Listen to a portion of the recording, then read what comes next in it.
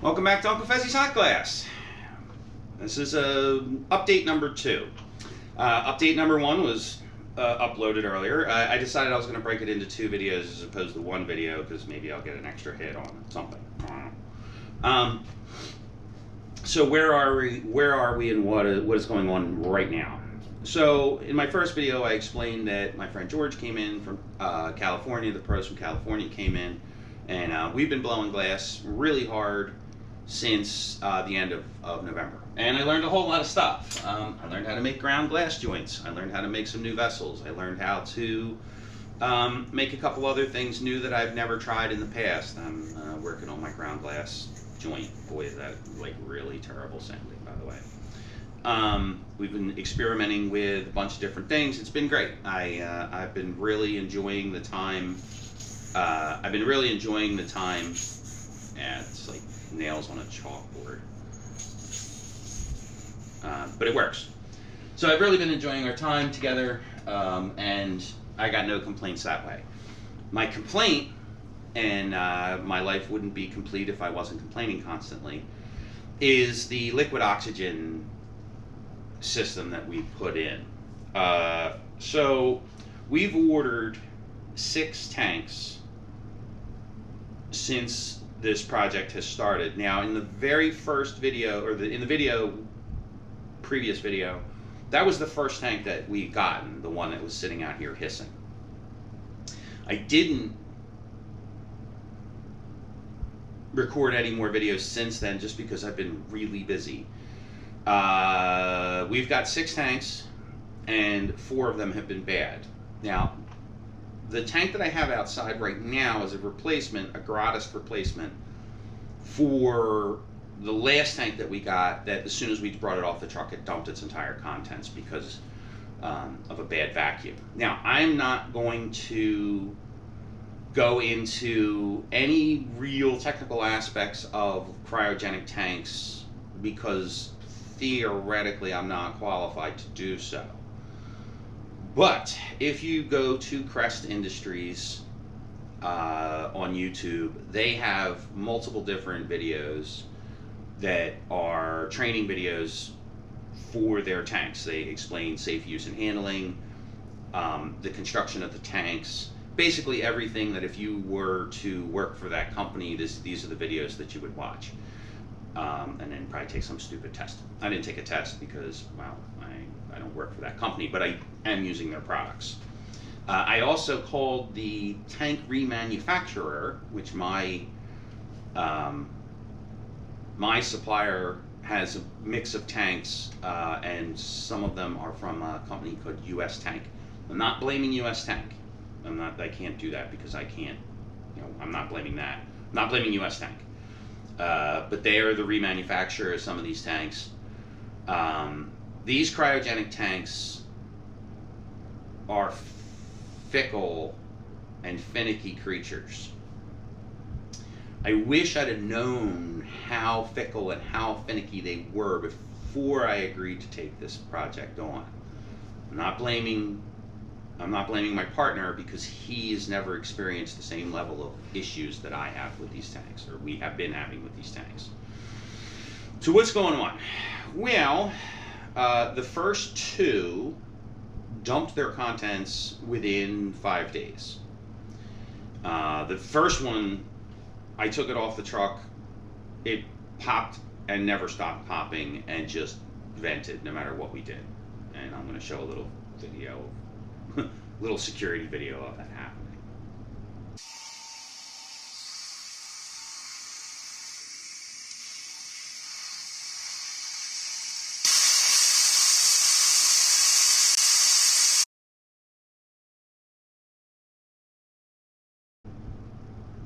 So now that you've got your laugh in on me, catching a face full of liquid oxygen, doing exactly what was suggested by the manufacturer, by the way. Yeah, that wasn't cool. So we got another tank, and it did very similar thing. And at that point, I called the remanufacturer and asked them what was going on, and they explained that it is a soft vacuum on the tank. If you watch the the Crest Industries video. It explains how the tanks have a vacuum on them. If you go to US Tank, they have a very extensive explanation on their website on how they treat the tanks when they get them in to remanufacture them. I read the white pages from Crest Industries that explain the remanufacturing process and the manufacturing process and how to replace everything and which valve does what and what have you. So I'm well versed in it. I'm not an expert, but I am well versed in it. An expert is somebody who's spending a considerable amount of time doing it along with being educated in it. So you can be educated in it, but if you haven't done it for 5 or 10 years, as far as I'm concerned, you're not an expert. I've only been doing it for 2 months, but I read all the literature I can find on these tanks. Read all the literature, watched all the videos. So, what does this mean? Well, it means that, quite frankly, I wish I had taken the time to build an HBO system. The liquid is awesome. Don't get me wrong. It's hot. The oxygen is pure. It burns hot. It's really nice. The setup that I have here with the trailer, they're delivering to the house. We roll it off the truck. We roll it onto the trailer. We don't have to move these tanks anywhere other than literally 8 feet, from the end of the trailer onto the trailer. They stayed hooked to the trailer. I do need to add a grounding strap to the tank, to the trailer. I need to add a ground strap just for my own old man neuroses of safety. Liquid oxygen is perfectly safe. What's not safe is I put a blanket over top of this particular tank because we pulled this tank off the truck. It already had 200 pounds in it. Now, these tanks are not supposed to operate more than 125 pounds.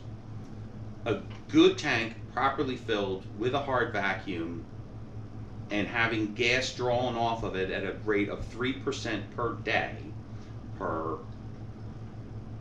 volume of gas, or by weight of gas.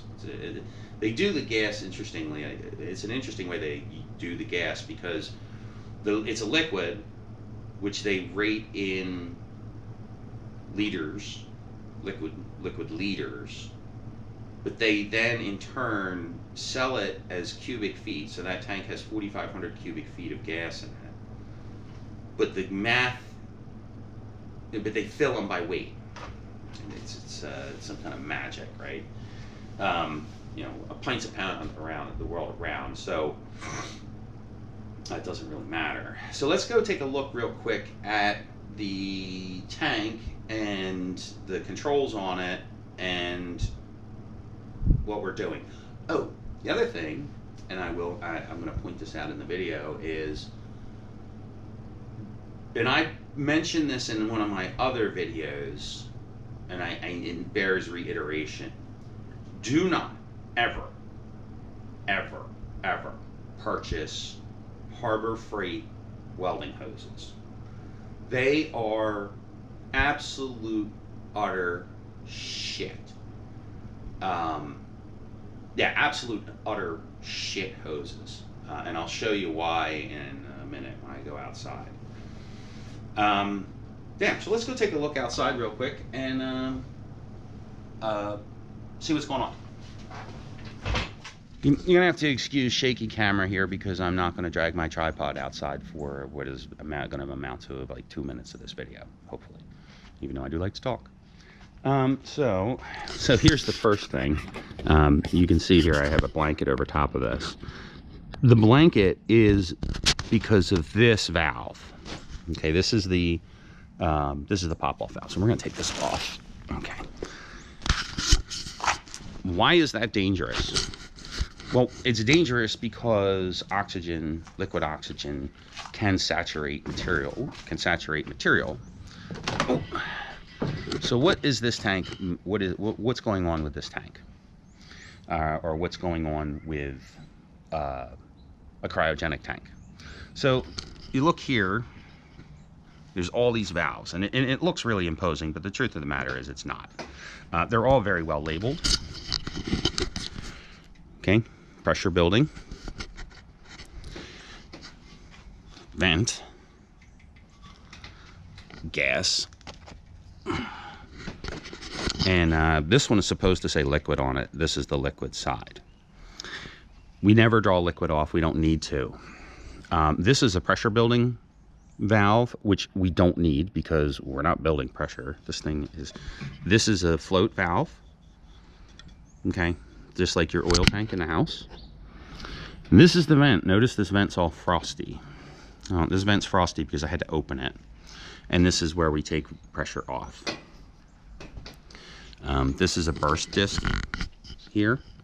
If it goes over 230 psi, it goes right here, 230 psi, the tank, that burst disc will break. Or actually, I think it's like 300 psi. These are relatively low pressure tanks. So we're at 200 psi now, and this is our gauge assembly. So we just hook our gauges up, and you can see here these hoses have been outside for less than 2 months and they're already dry rotted. I'm gonna go back inside. Oh, and that's the trailer. And like I said, I should run a grounding strap off the trailer to like that grate or something, or there's actually a pin driven into the ground here.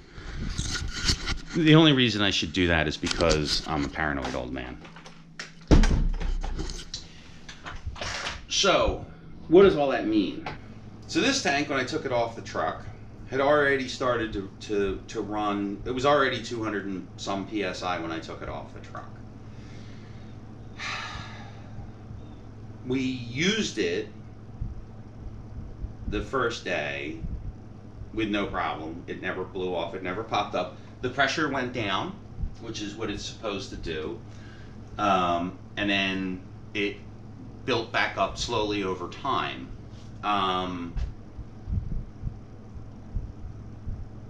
It didn't vent. Well, the following day, my partner wasn't able to work, so I worked.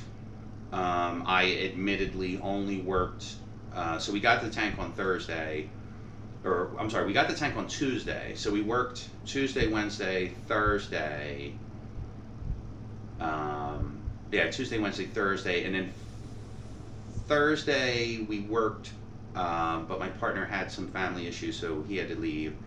I worked all day Friday till about 3 o'clock. I'm not a pro, so I only blow glass for 4 or 5 hours at a time, and then I got to take a break. I can't physically and mentally do it for 12 hours a day.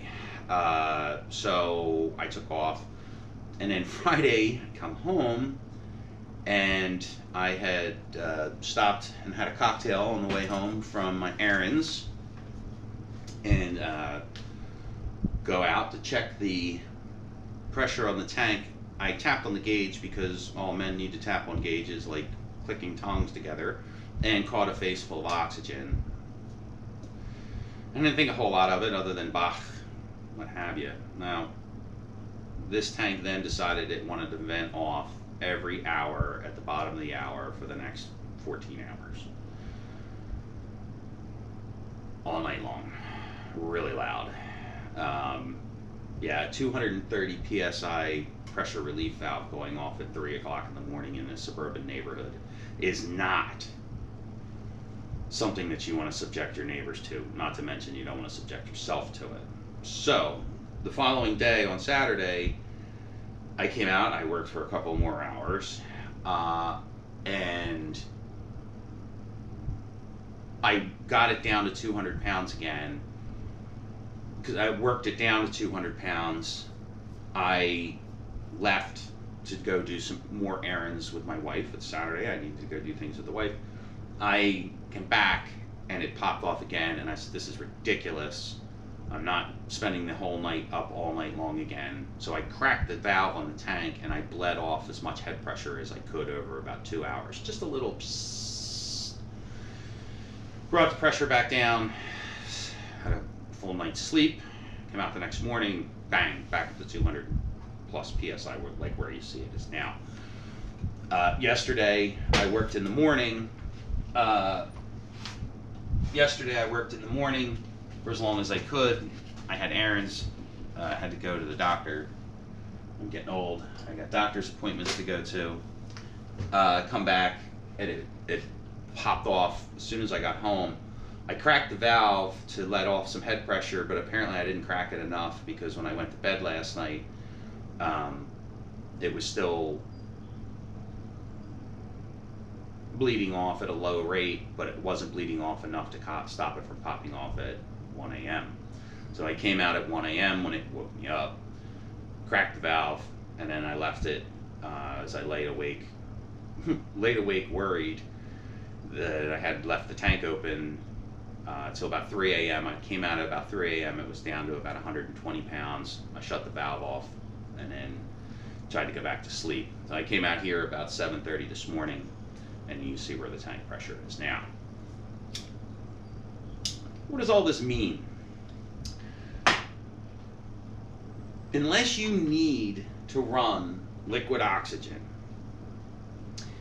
unless you're running a Mirage or a Delta Mag or 3 big ass Carlisles, unless you're running a huge studio with the income level to support a liquid tank, I don't suggest a liquid tank. I cannot suggest a liquid tank. So all that video that you just watched comes down to, I cannot suggest a liquid tank. My compressor is bad right now. I have to rebuild my compressor, and in the future, when budgeting allows, I will be building and installing and operating what's called an HVO system, high volume oxygen. My compressor is fine, but if it's going to keep blowing up, which everything that I've read says yes, then I'm going to have to go with a high volume oxygen system. Now, there's multiple different ways you could do that. There's HVO, literally high volume oxygen, another company called Oxygen Frog, and then there's the build it yourself guys. Now, I got estimates from two of the companies. I got estimates from two companies. I got estimates from the two legit companies, and the price that they want for those systems is unobtainable. HVO was the most expensive at close to $8,000, not including oxygen concentrators, which 10-liter oxygen concentrators run about $1,000 a piece for good ones, even used.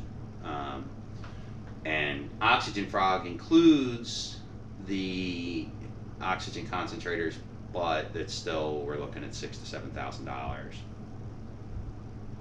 Plus, I have to build a structure for it outside to, because I'm not going to have that thing running in here. I refuse to do that. Now, if I was to build one from scratch using available materials, those systems are not magic. It's probably still going to cost $5,000 to do it. So as it stands right now, today, we have $2,000 in liquid oxygen. If you take into consideration the initial deposits on the stuff, those tanks are $300 a piece. We've bought 5 of them. So that's my boring YouTube video on liquid oxygen. Now, I did another video which I didn't finish on me making a new hat. I had to kiss the flame hat goodbye. It finally disintegrated on my head. So I had another sewing video, but I never finished it. So I got a new hat. Thanks for watching. Make sure to like and subscribe. And maybe we'll get back to shooting some video on me actually making stuff, which I haven't been doing because my partner has been here working also, and he's not too keen on me running a video camera while he's here. I don't blame him. That's his prerogative. But he's not here right now. That's why I'm doing video.